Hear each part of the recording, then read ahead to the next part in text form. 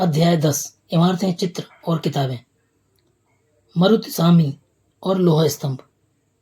मरुतसामी आज बहुत खुश था।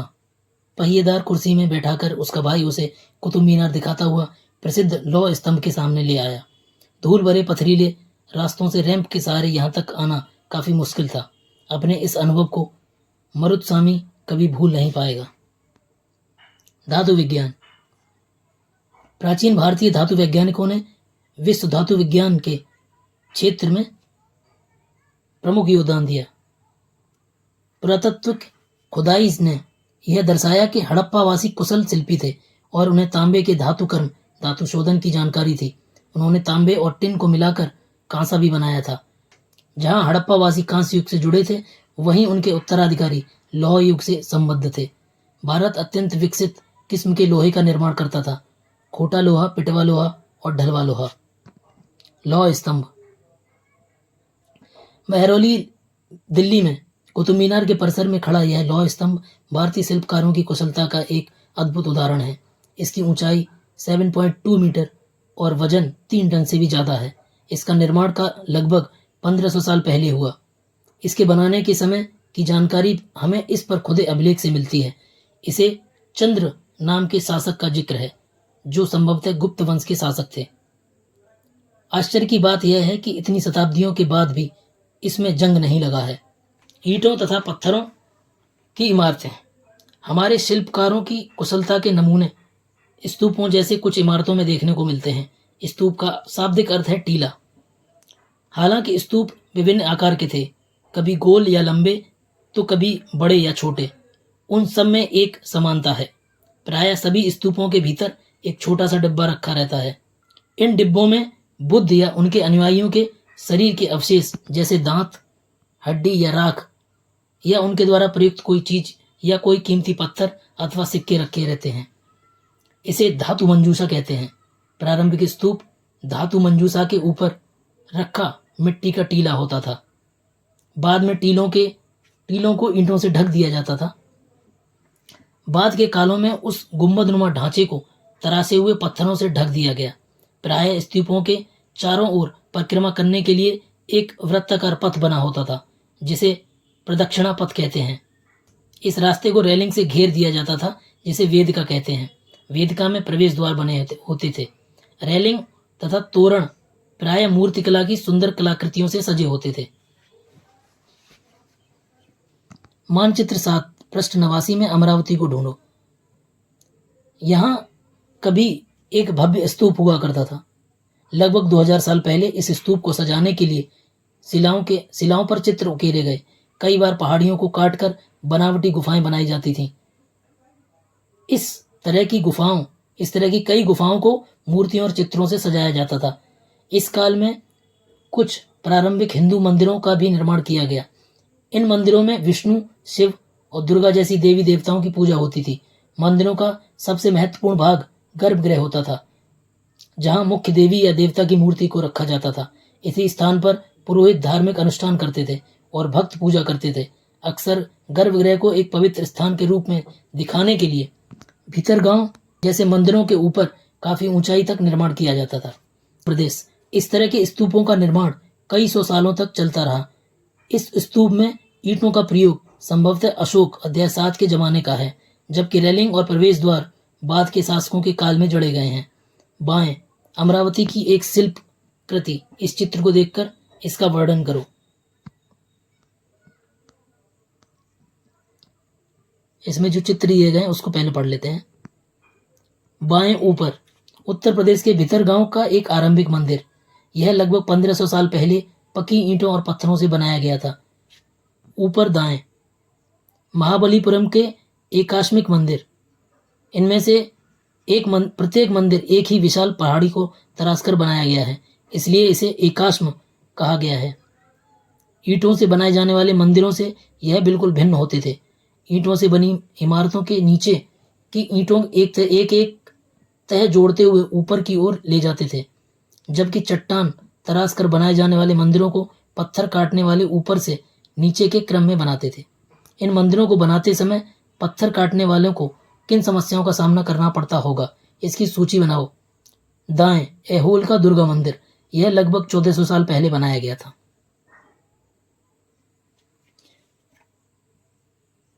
ये भितरगांव जैसे मंदिरों में उनके ऊपर काफी ऊंचाई तक निर्माण किया जाता था गर्भगृह के लिए, जिसे शिखर कहते थे। शिखर निर्माण के कठिन कार्य के लिए सावधानी से योजना बनानी पड़ती थी। अधिकतर मंदिरों में मंडप नाम की एक जगह होती थी। यह एक सभागार होता था जहां लोग इकट्ठा होते थे। मानचित्र 7 पृष्ठ 89 में महाबलीपुरम और ऐहोल को खोजो।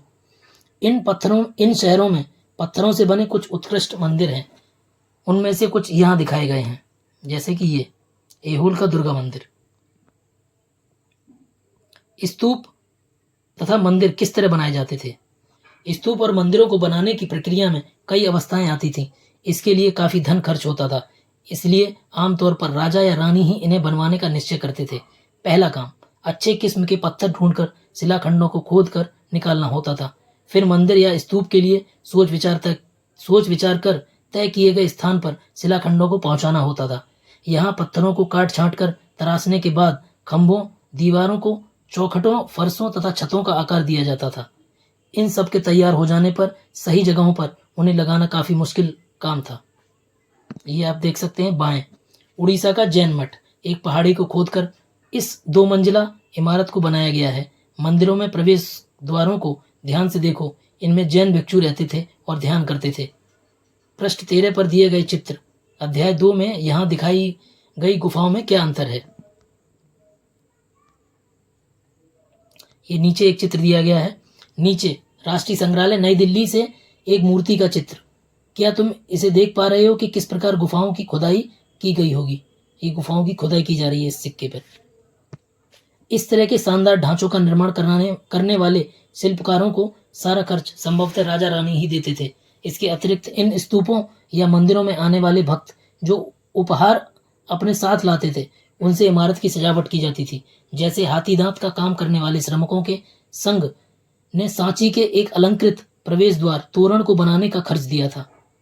इनकी सजावट के लिए पैसे देने वालों में व्यापारी, कृषक, माला बनाने वाले, इत्र बनाने वाले, लोहार, सुनार तथा ऐसे कई स्त्री पुरुष शामिल थे जिनके नाम खंभों, रेलिंगों तथा दीवारों पर खुदे हैं। इसलिए जब तुम इन स्थानों को देखने जाओ तो याद रखना कि इसे कितने सारे लोगों ने बनाने और सजाने में अपना योगदान दिया है। चित्रकला, मानचित्र 7 में अजंता को खोजो। यह वह जगह है जहां के पहाड़ों में सैकड़ों सालों के दौरान कई गुफाएं खोदी गई। इनमें से ज्यादातर बौद्ध भिक्षुओं के लिए बनाए गए विहार थे। इनमें से कुछ को चित्रों द्वारा सजाया गया था। यहाँ इनके कुछ उदाहरण दिए गए हैं। गुफाओं के अंदर अंधेरा होने की वजह से अधिकांश चित्र मसालों की रोशनी में बनाए गए हैं। इन चित्रों के रंग 1500 साल बाद भी चमकदार हैं। ये रंग पौधों और खनिजों से बनाए गए थे। इन महान कृतियों को बनाने वाले कलाकार अज्ञात हैं। ये अजंता का चित्र है। तुम्हें इनमें से प्रत्येक चित्र में जो देखता है उसका वर्णन करो।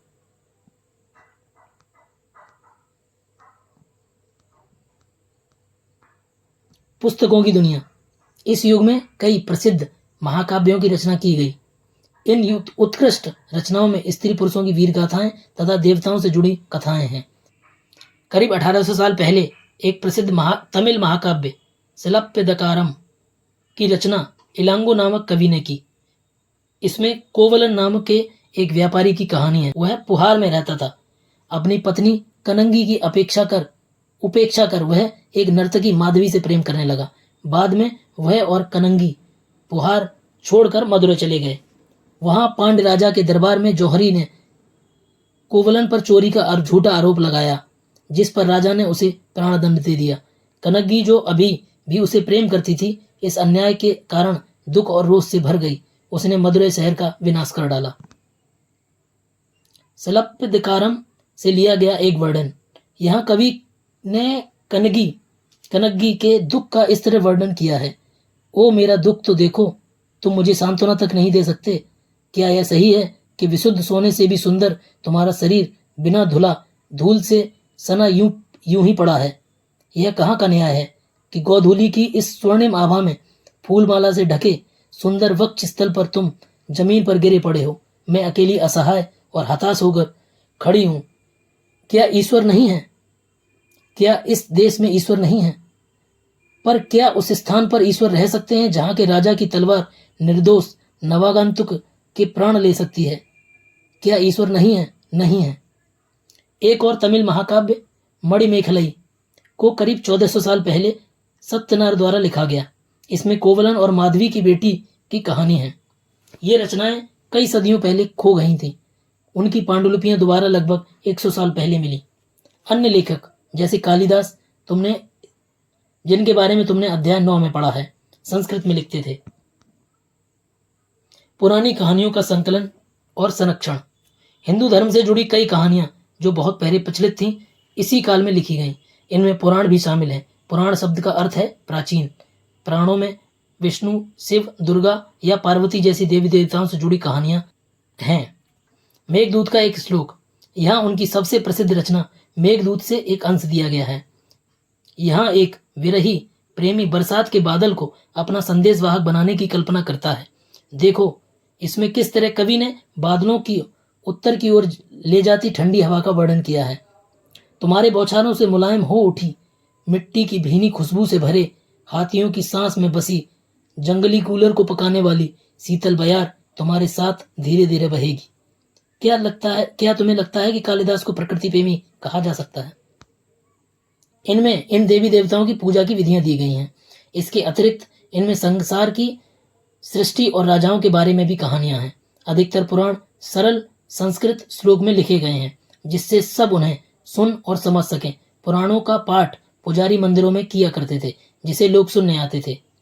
2 संस्कृत महाकाव्य महाभारत और रामायण लंबे अरसे से लोकप्रिय रहे। तुम में से भी कुछ बच्चे इन कहानियों से परिचित होंगे।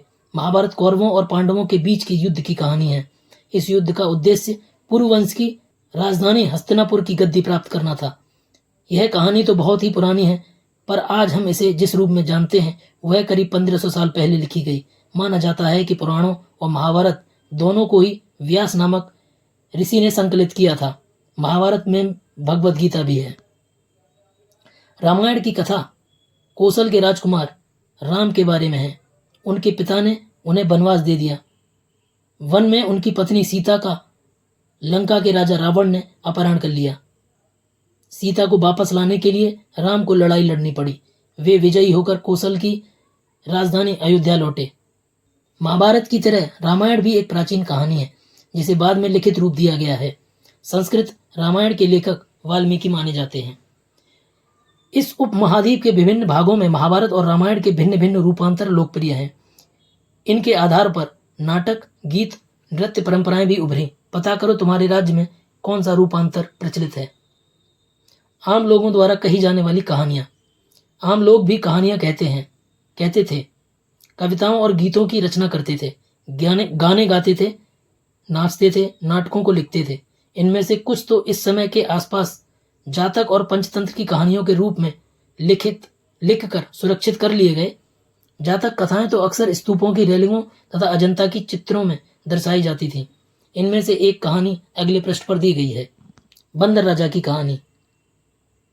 एक समय बंदरों का महान राजा हुआ। वह हिमालय पर गंगा के किनारे अपने 80,000 अनुयायियों के साथ रहता था। इन सारे बंदरों को एक खास आम के पेड़ के फल बहुत प्रिय थे।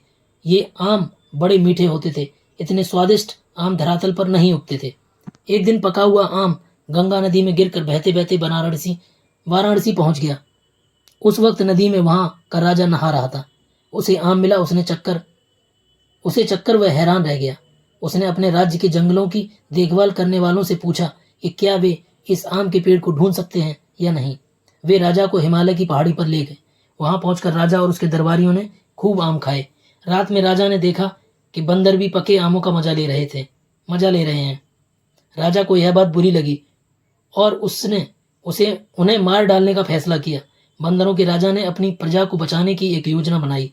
उसने आम के पेड़ की टहनियों को तोड़कर आपस में बांधकर नदी पर एक पुल बनाया। इसके एक छोर को वह तब तक पकड़े रहा जब तक सारी प्रजा ने नदी पार न कर लिया।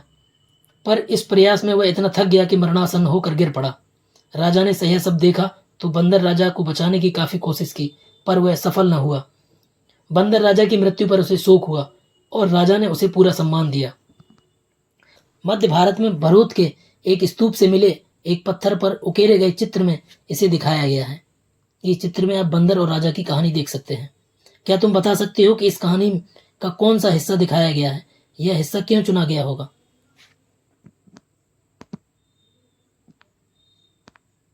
विज्ञान की पुस्तकें। इसी समय गणितज्ञ और खगोल शास्त्री आर्यभट्ट ने संस्कृत में आर्यभट्टियम नामक पुस्तक लिखी। इसमें उन्होंने लिखा कि दिन और रात पृथ्वी के अपनी धुरी पर चक्कर काटने की वजह से होते हैं, जबकि लगता है कि रोज सूर्य निकलता है और डूबता है। उन्होंने ग्रहण के बारे में भी एक वैज्ञानिक तर्क दिया। उन्होंने वृत्त की परिधि को मापने की भी विधि ढूंढ निकाली, जो लगभग उतनी ही सही है जितनी कि आज प्रयुक्त होने वाली विधि। वराहमिहिर, ब्रह्मगुप्त और भास्कराचार्य कुछ अन्य गणितज्ञ और खगोलवेत्ता थे जिन्होंने कई खोजें की। इनके बारे में और पता लगाएं।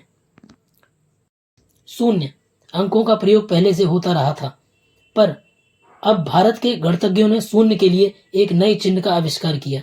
गिनती की यह पद्धति अरबों द्वारा अपनाई गई और यूरोप तक फैल गई। आज भी पूरी दुनिया के प्रयोग में की जाती है। रोम के निवासी शून्य का प्रयोग किए बगैर गिनती करते थे। उसके बारे में और जानकारी हासिल करने की कोशिश करो। आयुर्वेद चिकित्सा विज्ञान की एक विख्यात पद्धति है जो प्राचीन भारत में विकसित हुई। प्राचीन भारत में आयुर्वेद के दो प्रसिद्ध चिकित्सक थे, चरक प्रथम द्वितीय शताब्दी ईस्वी और सुश्रुत चौथी शताब्दी ईस्वी। चरक द्वारा रचित चरक संहिता औषधि शास्त्र की एक उल्लेखनीय पुस्तक है। अपनी पुस्तक सुश्रुत संहिता में सुश्रुत ने शल्य चिकित्सा की विधियों का विस्तृत वर्णन किया है। कल्पना करो तुम एक मंदिर के मंडप में बैठे हो और चारों तरफ के दृश्य का वर्णन करो। कुछ महत्वपूर्ण तिथियां। स्तूप निर्माण की शुरुआत 2300 साल पहले, अमरावती 2000 साल पहले, कालिदास 1600 साल पहले, लौह स्तंभ भितरगांव का मंदिर, अजंता की चित्रकारी आर्यभट्ट 1500 साल पहले, दुर्गा मंदिर 1400 साल पहले।